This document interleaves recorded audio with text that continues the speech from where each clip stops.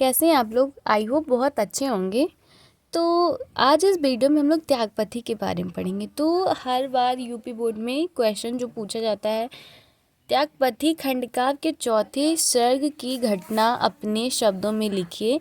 त्यागपथी खंडकाव्य के आधार पर राजश्री का चरिचित्रण कीजिए।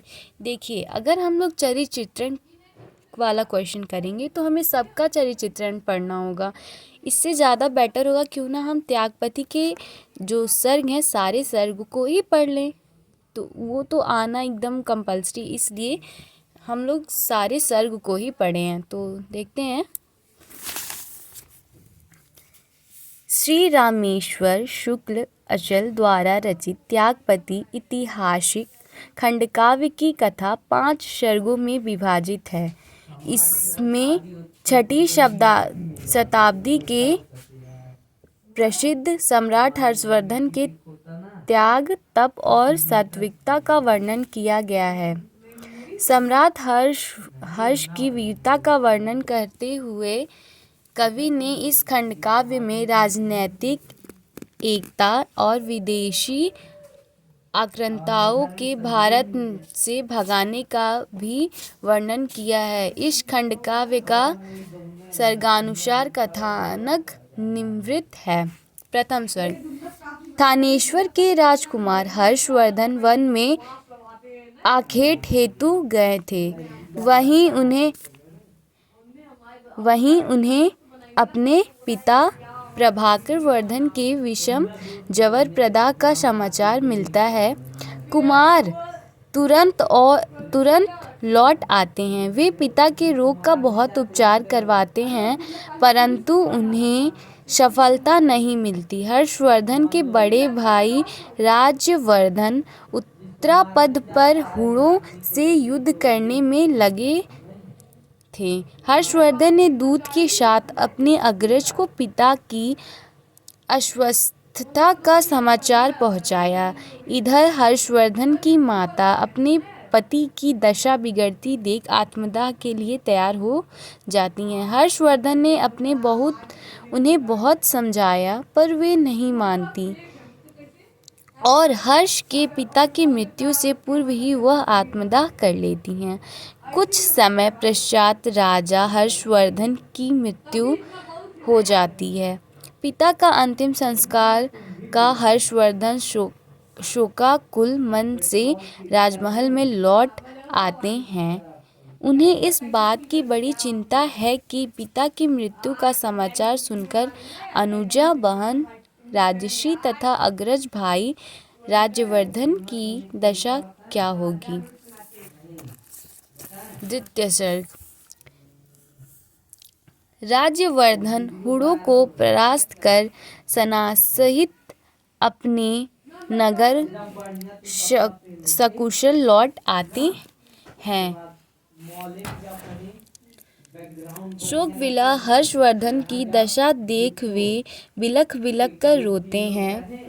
माता पिता की मृत्यु से शोकाकुल राज्यवर्धन वैराग्य लेने का निश्चय कर लेते हैं, किंतु तभी उन्हें समाचार मिलता है कि मालवराज ने अपनी छोटी बहन राजश्री की पति गृहवर्मन को मार डाला है तथा राजश्री को कारागार में डाल दिया है। राज्यवर्धन वैराग्य को भूल मालवराज का विनाश करने चल देते हैं। राज्यवर्धन गौड़ नरेश को पराजित कर देते हैं, परंतु गौड़ नरेश छलपूर्व उनकी हत्या करवा देता है। हर्षवर्धन को जब यह समाचार मिलता है तो वे विशाल सेना लेकर मालवराज से युद्ध करने के लिए चल पड़ते हैं। मार्ग में हर्षवर्धन को समाचार मिलता है कि उनकी छोटी बहन राजश्री बंधन मुक्त होकर विंध्याचल की ओर वन में चली गई हैं। यह समाचार पाकर हर्षवर्धन बहन को खोजने वन की ओर चल देते हैं। वन में दिवाकर मित्र के आश्रम में उन्हें एक भिक्षुक से यह समाचार मिलती है कि राजर्षि आत्मदाह करने वाली है। वे शीघ्र ही पहुंचकर राजर्षि को आत्मदाह करने से बचा लेते हैं। वे दिवाकर मित्र और राजर्षि को अपने साथ ले कनौज लौट आते हैं। तृतीय सर्ग।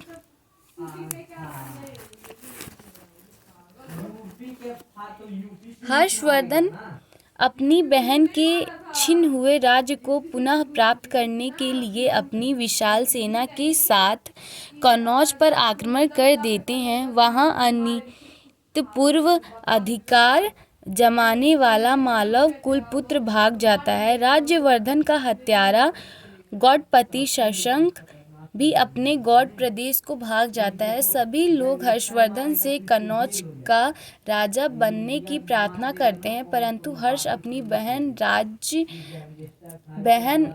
का राज्य लेने से मना कर देता है।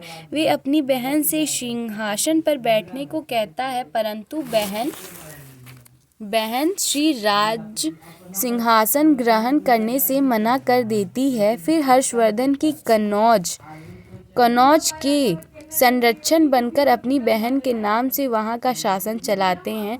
इसके बाद 6 वर्षों तक हर्षवर्धन का दिग्विजय अभियान चलता है। उन्होंने कश्मीर, पंचनद, सरस्वत, मिथिला, उत्कल, गौड़, नेपाल, बल्लवी, सोरठ आदि सभी राज्यों को जीतकर तथा यवन, हुण और अन्य विदेशी शत्रुओं का नाश करके देश को अखंड और शक्तिशाली बनाकर एक सुसंगठित राज्य बनाया। अपनी बहन के स्नेहवश वे अपनी राजधानी भी कन्नौज को ही बनाते हैं और अनेक वर्षों तक धर्मपूर्व शासन करते हैं। उनके राज्य में प्रजा सुखी थी तथा धर्म, संस्कृति और कला की भी पर्याप्त उन्नति हो रही थी। चतुर्थ सर्ग। राजर्षि एक बड़े राज्य की शासिका होकर भी दुखी है। वह सब कुछ छोड़कर गेरुए वस्त्र धारण कर भिक्षुक बनना चाहती है।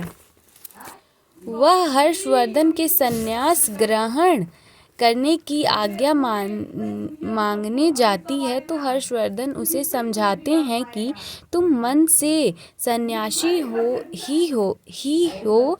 यदि तुम गेरुए वस्त्र ही धारण करना चाहती हो तो अपने वचनानुसार मैं भी तुम्हारे साथ संन्यास ले लूँगा। तभी दिवाकर मित्र आकर उन्हें समझाते हैं कि वास्तव में आप दोनों भाई बहन का मन सन्यासी है,